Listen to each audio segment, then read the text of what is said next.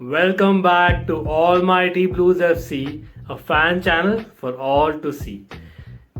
This has been a busy day, and sorry for the delay because, yes, the Champions League week is here. The big Champions League week always is special, right? And it has been a slight delay in getting us out the preview, but I hope you like it as always, and thanks for all your support. I hope we get even more support, so do share the link because we need much more subscribers, much more watchers. And if you yourself haven't subscribed, do subscribe, just a press of a button. And if you can press the bell notification icon as well, you will definitely know whenever we upload a video or are live and coming up with a lot more content, as you can certainly see now. So check out our links below in the description and you'll see a lot of videos out there, Chelsea and EPL in general, and of course now getting to the Champions League. We are away to Malmo and we are traveling to Sweden. I know it's been a while since we have traveled to Sweden. Anyone out there knows when we traveled to Sweden last? Of course, we covered that in the preview to our first leg versus Malmo. That was at home, of course, and we beat them 4-0 at home just a couple of weeks ago, right? With obviously Kai Havertz scoring, but most importantly, it was Andreas Christensen scoring his first ever Chelsea goal and Jorginho getting the man of the match with 2 penalties on the spot. But yes, the last time we traveled to Malmo was in 2019 under Sarri, and we beat them, I think, 1-2. Yes, correct me if I'm wrong. I think it was 1-2. Of course, it was the Europa League back then, which we won that year, and it was basically a 5-1 aggregate win after all. So we had players, then who are there today as well. So obviously, Barkley scored a couple of goals. Hudson-Odoi scored a goal. So hopefully, let's see if Hudson-Odoi kind of plays in this match or not. We will get to the starting lineups for sure, but getting into Malmo. Well, what kind of form are Malmo in? Malmo, when it comes to all competitions, haven't done so badly, actually speaking, right? As in, I think if I'm not wrong, Malmo have had like a couple of victories and I think a loss, a draw as well. But of course, it's been more losses in the Champions League. In the Champions League, they have lost, and lost. That's it. They have lost, in fact, the last 6 Champions League encounters, including the one against Chelsea, and now the aggregate score of Malmo in the Champions League in the recent years has been 0-28. Yes, no goals scored. In fact, this year's Champions League, Malmo in Group H haven't yet opened their account either by scoring or by securing a point. So I don't know. I don't want to jinx it, saying it'll be a first, but yeah, definitely I cannot see Malmo getting any points. Of course, predict your scores below as well. What do you think is going to happen in this game? And of course, when it comes to Chelsea, we've been on a great run of form, especially after beating Malmo 4-0. We have been kind of perfect almost, and we have won our games, simply put. In fact, the last 6 games in all competitions we have won. But of course, in the Champions League away, we did lose to Juve, and that's not something that I see on the cards again. So hopefully we will get the win that is much needed.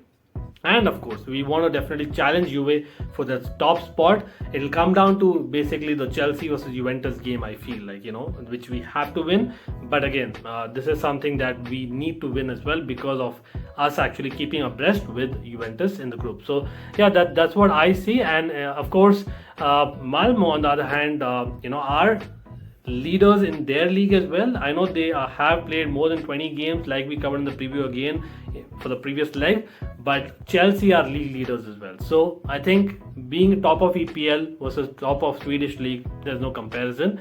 So I don't want to kind of mock Malmo, that's not the intention, but just wanted to kind of put it out there. Of course, Chelsea have had a perfect record since, like I mentioned, and most importantly, we have conceded, I think, only 1 away goal in the Premiership whole of the season, right? So away we are very good in terms of defense as well, and I hope that continues, especially against Malmo. There's no two ways about it.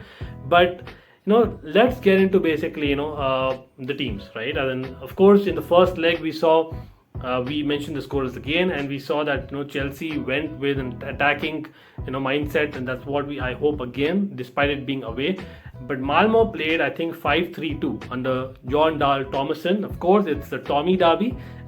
Tommy Tuchel versus Tommy as in John Dahl Tomasson. Again, he's a legend, Milan legend at that. For me, I remember being a Milan sub fan as well previously. But again, 5-3-2 on paper looks like okay, they are defending well as attacking, but I think they were missing at both ends.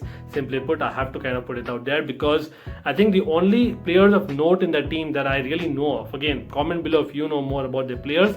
For me, their captain, Anders Christensen, definitely I picked him a lot of times on FIFA 2013 back in the day I used to play. But yes, I remember Anders Christensen being there. So he is an experienced player, their main midfielder who kind of creates as well. And I don't know if he would like to get in some tackles against R. Christensen. That's something that we saw in the last game. Hopefully not this time. And of course, R. Christensen got the better of him eventually. And the other player I know of is Martin Olsen. Of course, Martin Olsen has been playing in the Premier League over the years. So he's someone that of Swedish origin as well. So he is someone who's pretty decent in defense. I think apart from that, I don't see any major players that I know of, and they'll probably go with the same lineup if everyone is fit that played the first leg despite the defeat. In Chelsea, well, for Chelsea, I certainly see a lot of changes. Don't kind of think that it's an easy game, but Malmo is easier compared to others, and we need to utilize the squad. Of course, it's a busy month as well, right? A busy month of fixtures that we know has happened and will happen as well. Despite the international break coming in, I believe that there will be rotation in this game. If not against Malmo, against whom, right? That's what I would say always, right? So I think in goal, get in your lineup as well. And what do you think? In goal for me, definitely is going to be Kepa.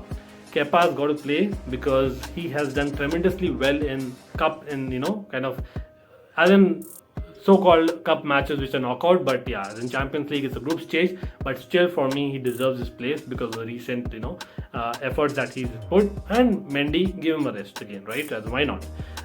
And in the defense, yes, I would play the same formation. I would not change the formation because that's something that we know Thomas Tuchel will not change, and players are used to very often, right? So I don't think I would like to experiment now. I wish I would have said that we will experiment, and that's something that we would have done if we would have beaten Juventus away, right? And we would have been like in the perfect zone, so a chance to kind of take a chance. So, but for now, I don't see that. So the three defenders that I have, again, put in your defenders. For me, it's got to be Chalobah at right centre back, and at centre back, it's got to be Andreas Christensen playing against his namesake, and of course, he scored against Malmo, so why not play again, right? As in the Danish Maldini, as we say, has to play for me, and Silva has played a few games, so why not give him a rest? Left centre back, I know Rudiger got that. I think he was injured, of course, and he got, as in by default, some rest.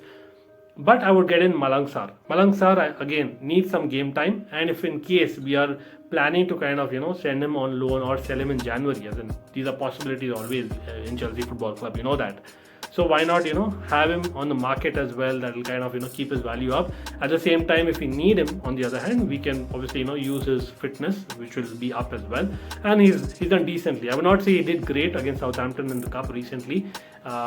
Compared to his earlier outing, I think against Villa, was it? Like, again, comment below if I'm incorrect. But yeah, Malang Sarr for me comes in. Left wing back, I would get in Marcos Alonso because we are missing a striker. A main striker in Timo Werner and Lukaku. Yes, they're not yet fit. Until after the international break, I don't see them coming. And as per Thomas Tuchel's press conference, Kovacic is still out, which we expected as well. But Mason Mount, unfortunately, is still ill. Luckily, it's not COVID, so that is great news, of course. But he's not travelled to Sweden, so I don't see obviously a reason for not starting Alonso because he can be our goal scorer. I know Chilwell has been doing great, but can take a rest against Malmo, and Alonso is attacking wise great as well. I don't see Malmo being such a threat on the wings, attacking wise. So why not play Alonso? And he has experience in terms of travelling, etc., and a great wing back at that. So I would get him. And unfortunately, Thomas Tuchel did not really mention much details about the rest of the squad, but great news in that, yes, it is not at all unfortunate because Christian Pulisic, yes, he has actually been deemed to be fit and traveling. I don't know if he's 100% fit, and that is what I said. Unfortunately, we don't the minor details, but he's traveling, so that means he will be in the squad. I don't see him starting, but yeah, that's great news for me. And along with that, in the training pictures, we saw Harvey Vale. Yes, the youngster has been training and he was named on the bench on one of the recent matches. So maybe he'll feature because 5 substitutions in the Champions League, remember, right? Comment below if you would like to see Harvey Vale playing and maybe, Havertz resting. I don't know. It's a big call, I know, but why not? As in, just think about it. Or maybe get him on at least for the last, say, 20-25 minutes. That's a possibility, definitely. Right wing back. Now coming back to the team, right? Right wing back for me, Reece James, fantastic. Like, this guy is playing like Cafu. Like, I know, huge words, but that is how he has kind of developed in that wing back, region already. And the goals that he's scoring, wow. But I would rest him because we need him for the weekend. And I know weekend is not a very difficult game. If I remember, it's Burnley. But I would definitely rest him and get back Azpilicueta. Azpilicueta has been fit. We know that he was out for the game. But yeah, get him back and he'll probably be captaining the side for me, because in central midfield, I don't see Jorginho starting despite the last performance against Malmo. For me, it's got to be Ruben Loftus-Cheek, who deserves a start again for sure, and Saul.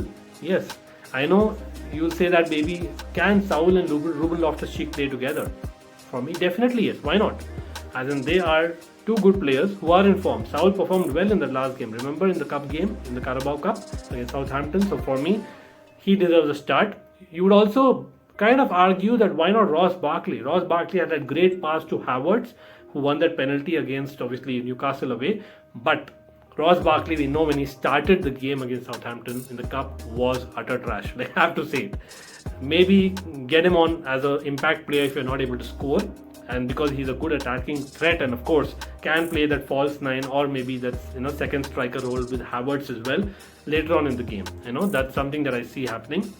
So why not get Saul to start with Loftus-Cheek? Loftus-Cheek can also sit a little bit behind, so that'll be perfect for me.